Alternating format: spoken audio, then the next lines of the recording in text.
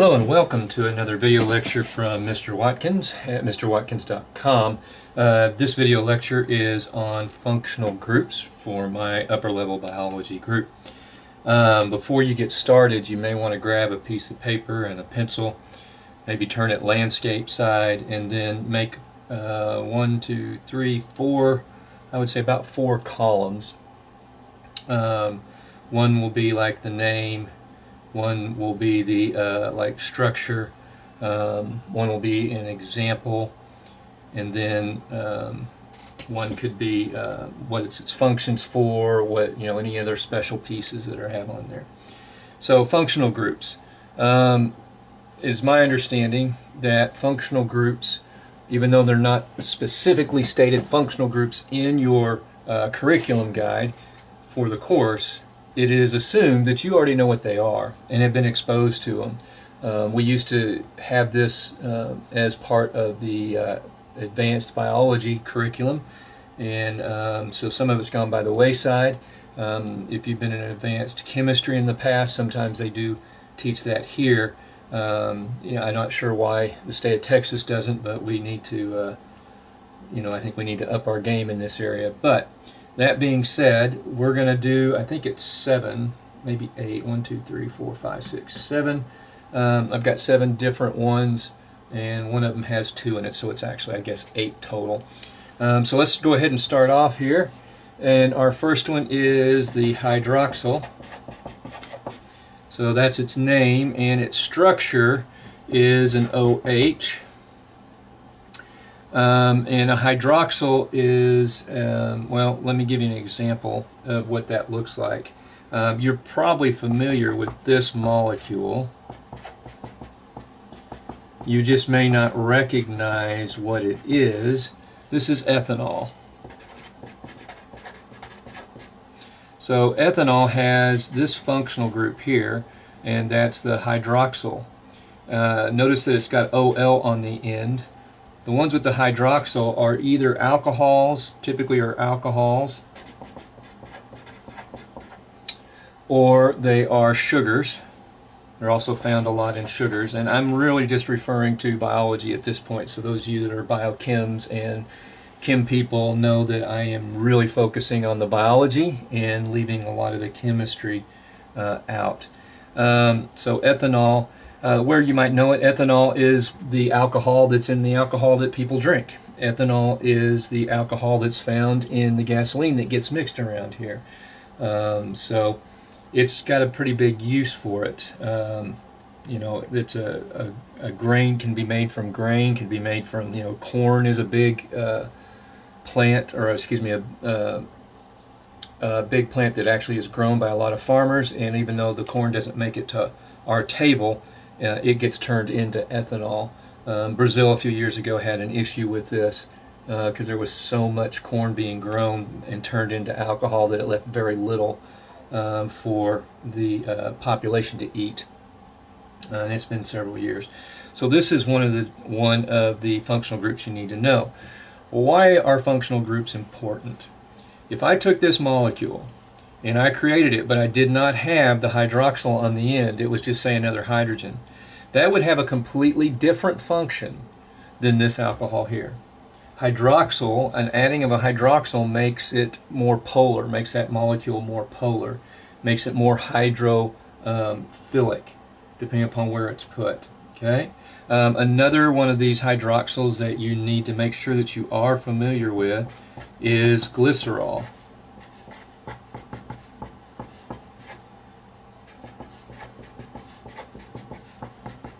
And if you'll remember from your regular biology class or your advanced biology class, that this glycerol is one of the components that makes up fats, makes up lipids. And here is the functional group. This one happens to have, the glycerol happens to have 3 functional groups on it. So glycerol, I am having a hard time. I've got some dyslexia. I'm having a hard time with that today. So OL, so Glycerol. So the OL on the end is the, again, would tell you that this is a alcohol. Okay, so the next one is a carboxyls. So let's see, a carboxyl. Specifically, what we look at is a carboxylic acid.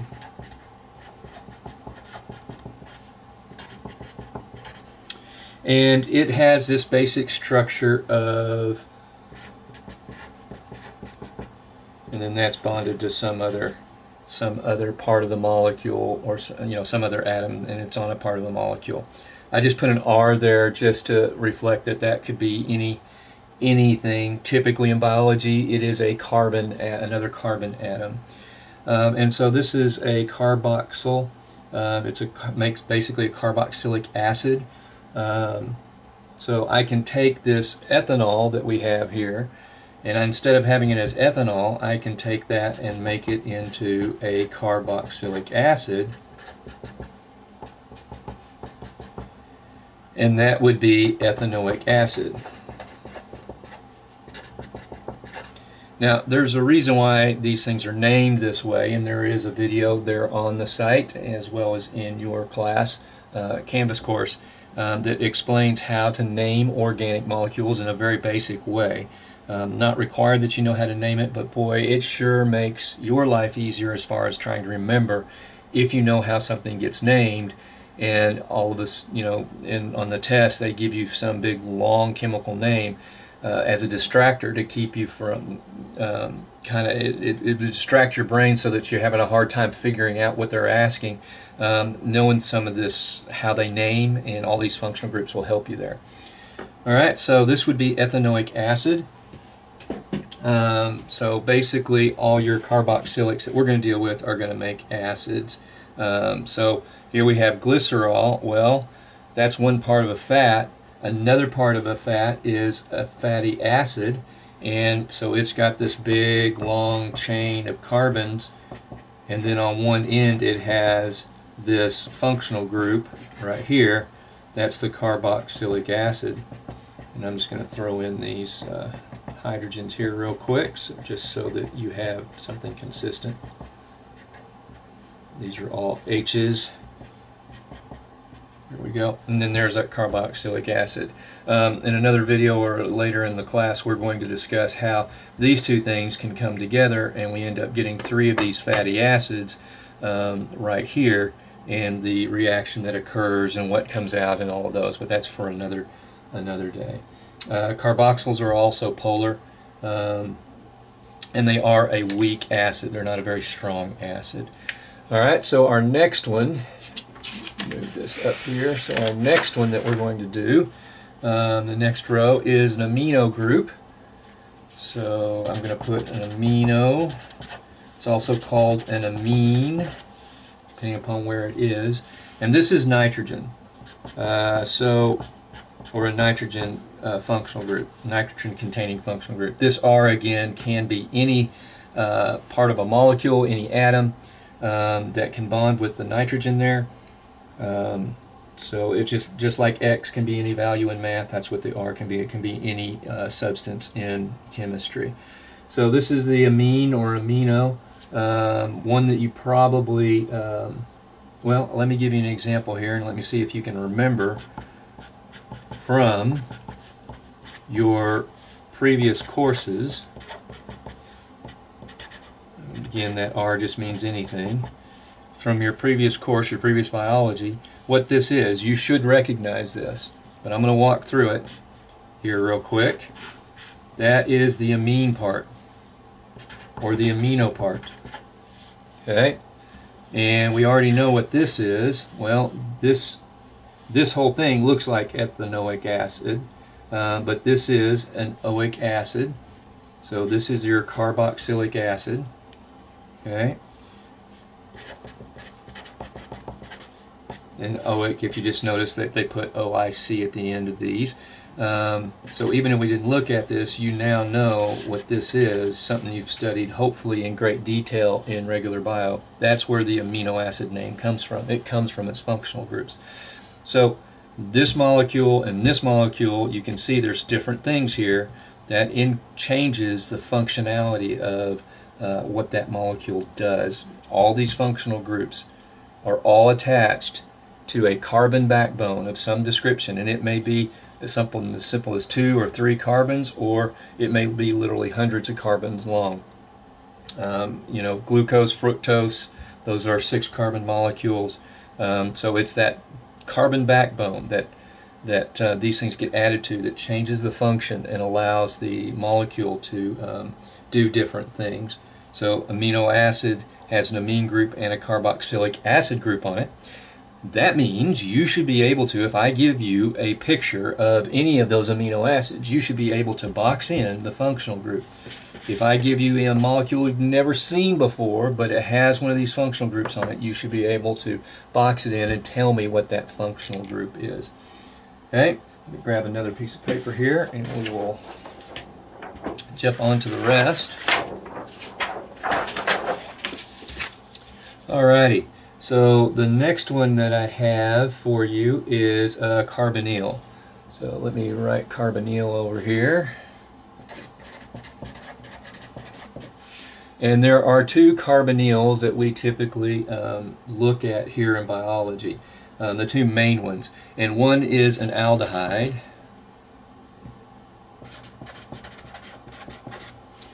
and an aldehyde, like formaldehyde, or the sugars, a lot of the sugars are aldehydes, they're called aldose sugars. What you end up having is this particular piece on the end. So there may be a long carbon chain like on the other side, like the other ones that I just showed you, and then on the end you have this group.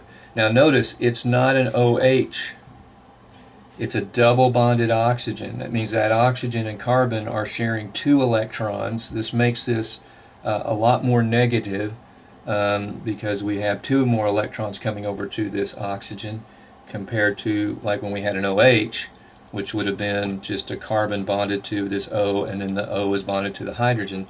So there's a little different charge, distribution of charge that's going on here. All right. One of the things that you do need to know, especially if you are an IB student, is the aldose sugar, glucose. Normally we draw glucose in a format, you know, with a ring structure, and you've got a piece coming off, and that's an oxygen molecule, and that's how you see it a lot of times. But you know, in IB and in AP, not so much, but in IB you're going to see the aldose version of that sugar, and it could easily show up on an AP test. But remember, glucose has 6 carbons in it. 5, 6, right? 1, 2, 3, 4, 5, 6. And the aldose, you need to think of it this way: that is the chain version, which is all the carbons kind of in a row, versus the ring version. All right, so let me fill in the pieces here so that you can see what I'm talking about.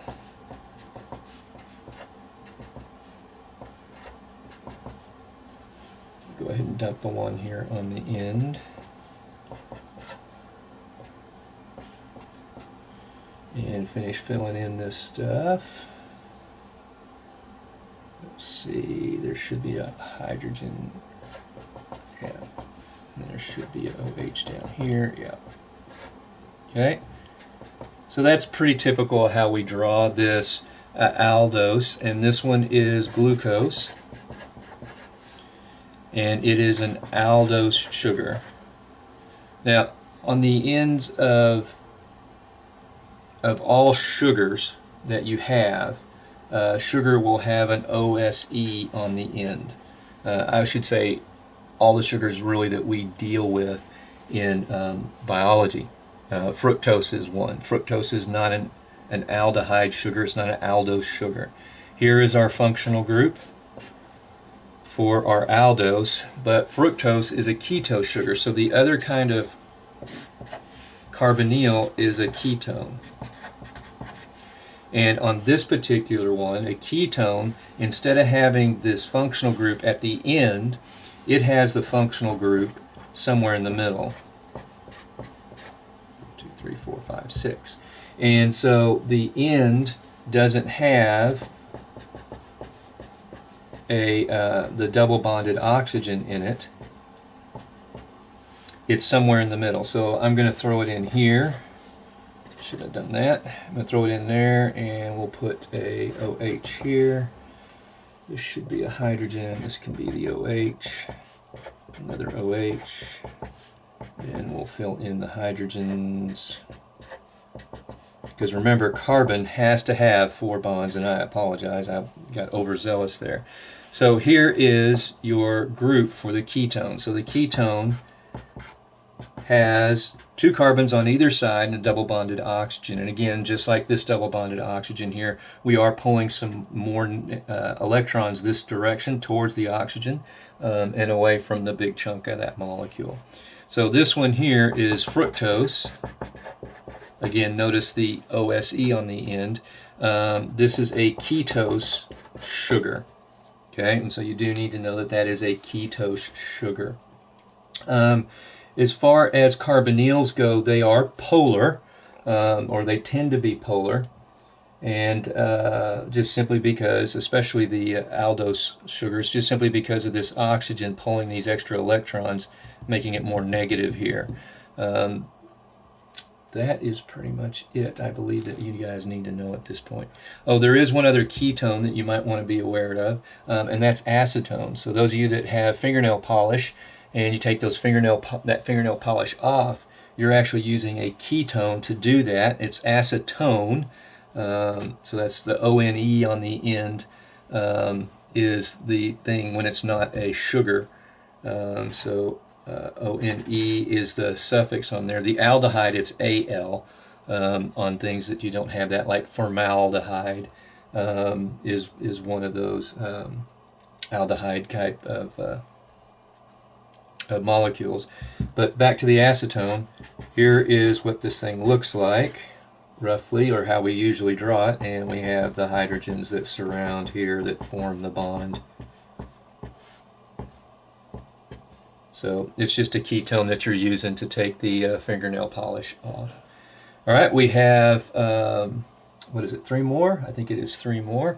Let's do the next one. I'm going to move the paper up here, and we'll do the next one down towards the bottom.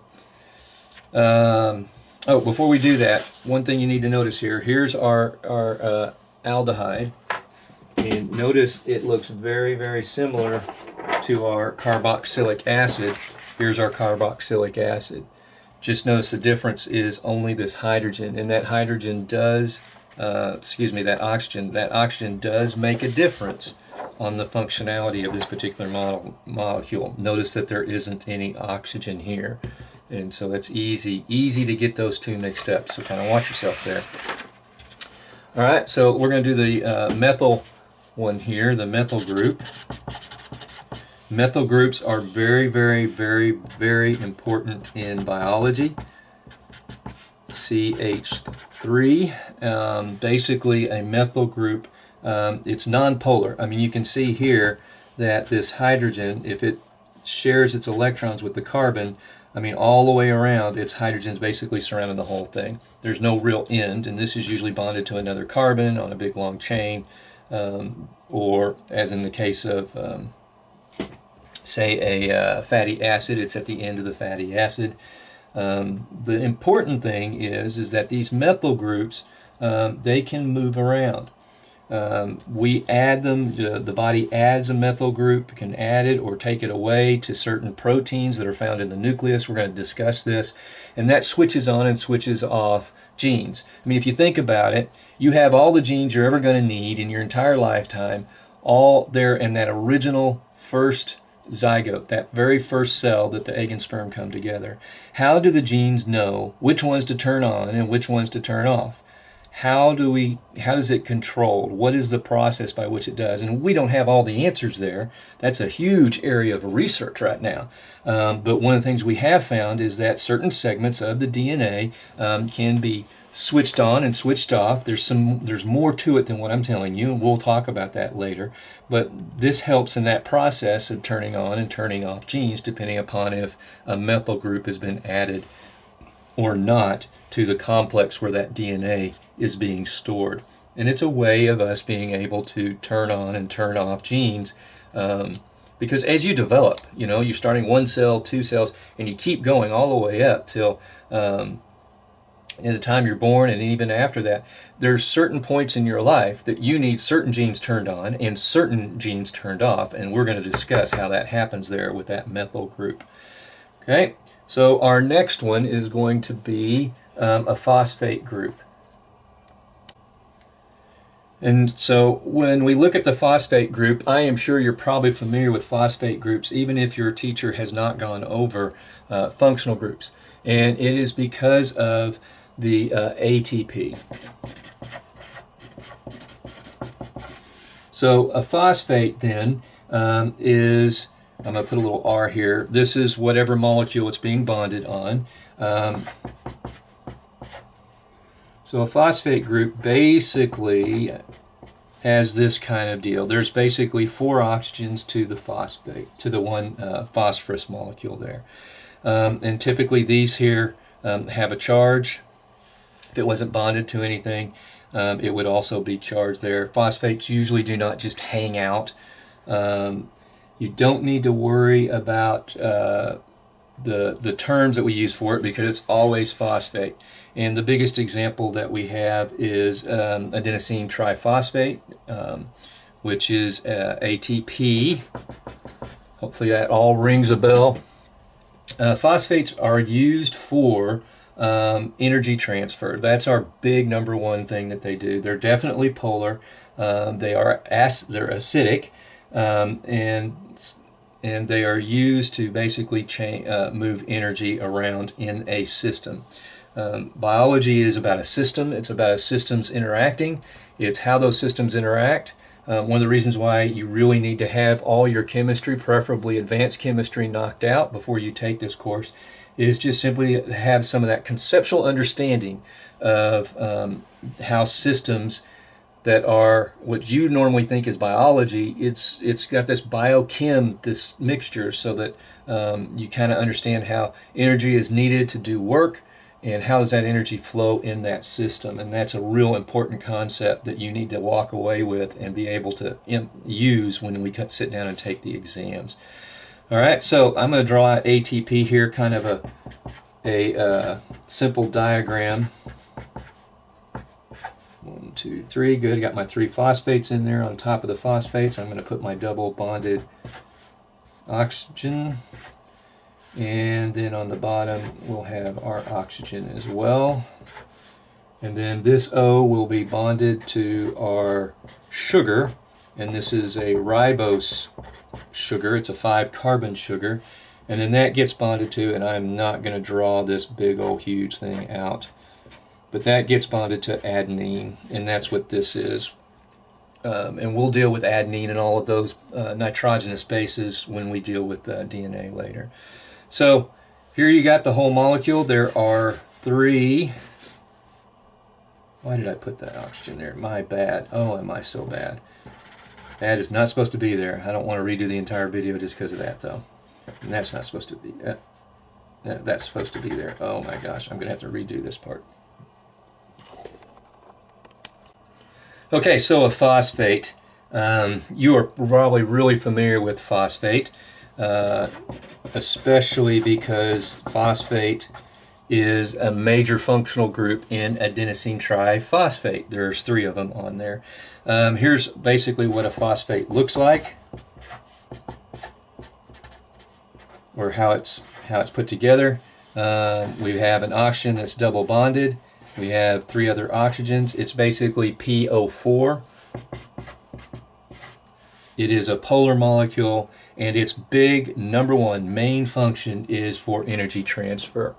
In biology, it's really the field has shifted away from natural history to more of the biochemical side.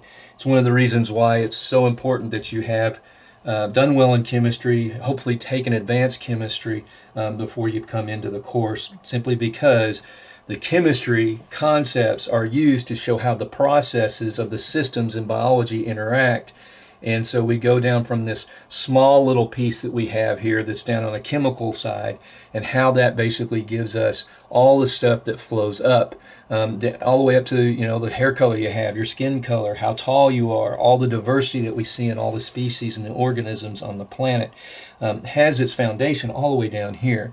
And we are studying this because if we can manipulate this, we can manipulate the outcome. Basically, think phenotype that you get after you've looked at a genotype, except it's such a broader piece. We're looking down at the actual molecules and how those molecules regulate the things that make us who we are.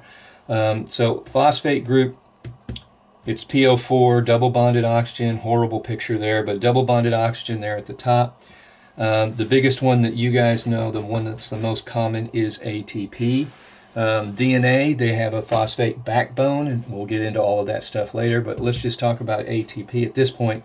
ATP has got 3 phosphate groups, so I'm going to draw those phosphate groups in. And I'm also going to put in the other components. Let me finish out the phosphate group here, and then we will get on to, oh, I only put 2 phosphates, my fault.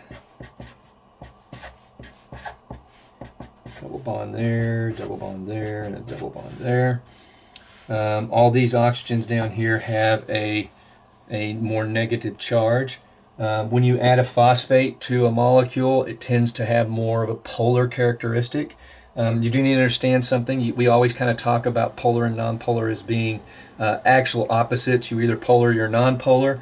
It's more that you have more polar characteristics than you have nonpolar characteristics when you're talking about these large molecules. This one not so much, but this particular complex here is actually quite large.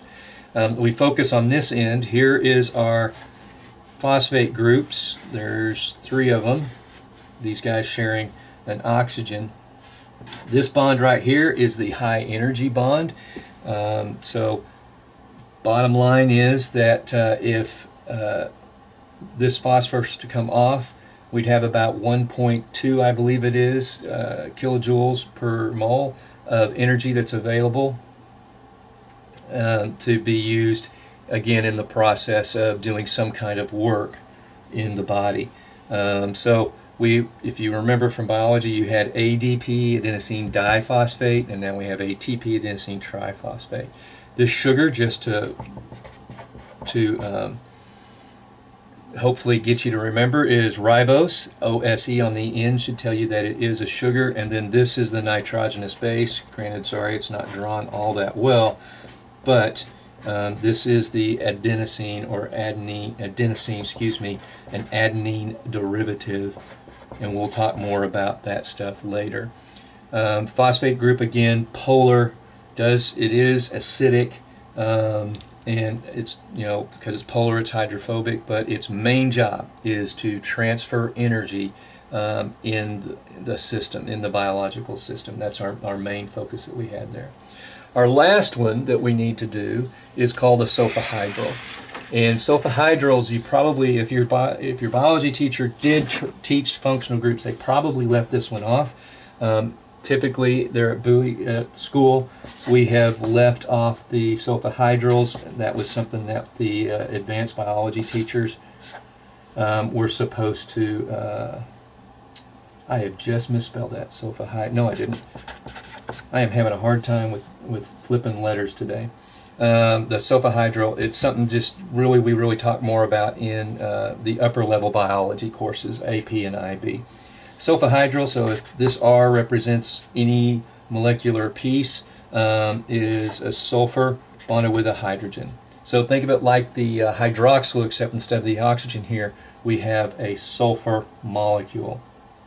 And this thing is so important because it forms what we call disulfide bridges.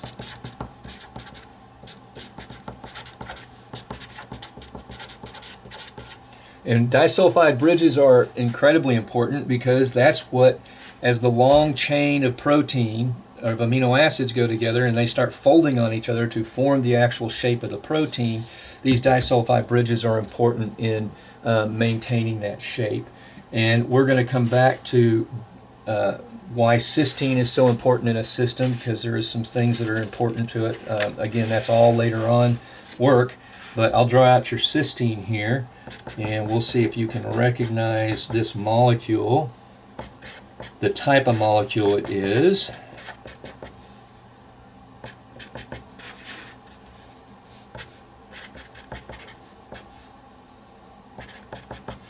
And this should be cysteine. I did my memory correct. This should be cysteine. Here is the functional group, that is the sulfahydryl. It's on here on the end. And then we have two other functional groups. So this functional group, we've already talked about it. Can you name it? Yeah, it's a carboxylic acid. So this is a carboxylic acid. And then there's another functional group here, and that is an amino. So this is obviously an amino acid. It is cysteine. None of the advanced programs are requiring you to remember the structure of cysteine or any of the particular amino acids. You need to remember the general one, and you should be able to tell me that that is a sulfahydryl functional group that's put on it.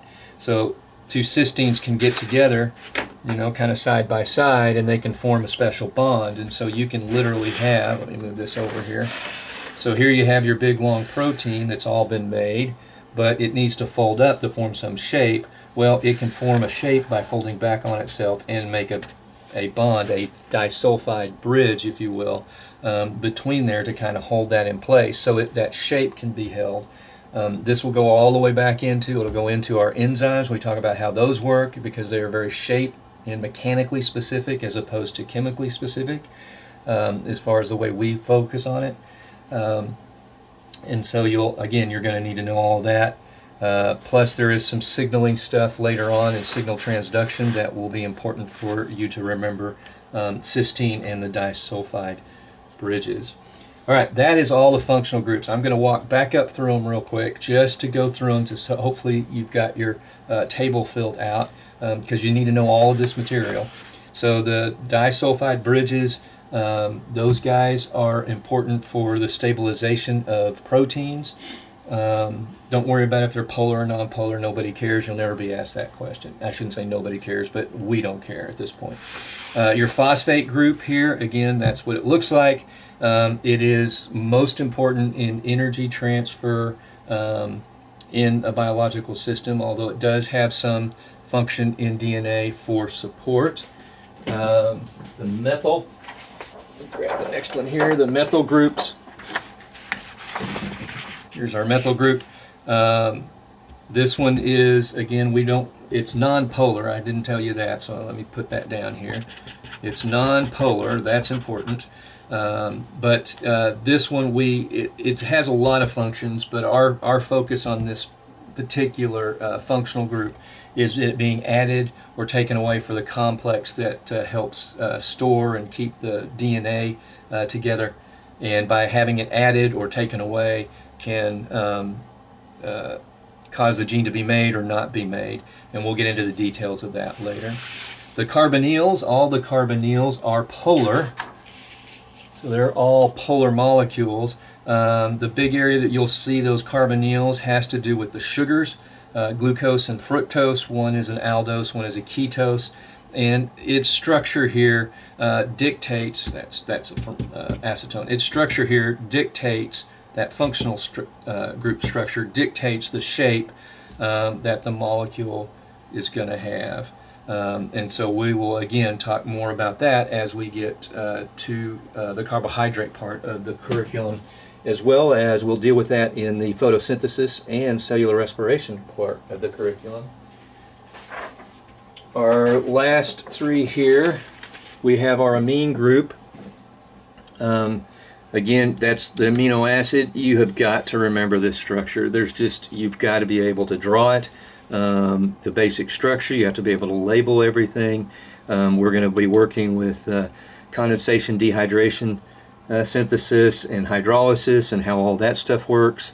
But for now, you've got to make sure that you have that down. You know it. You can pick an amino acid out. If I showed you a picture of one, you can pick out its functional groups.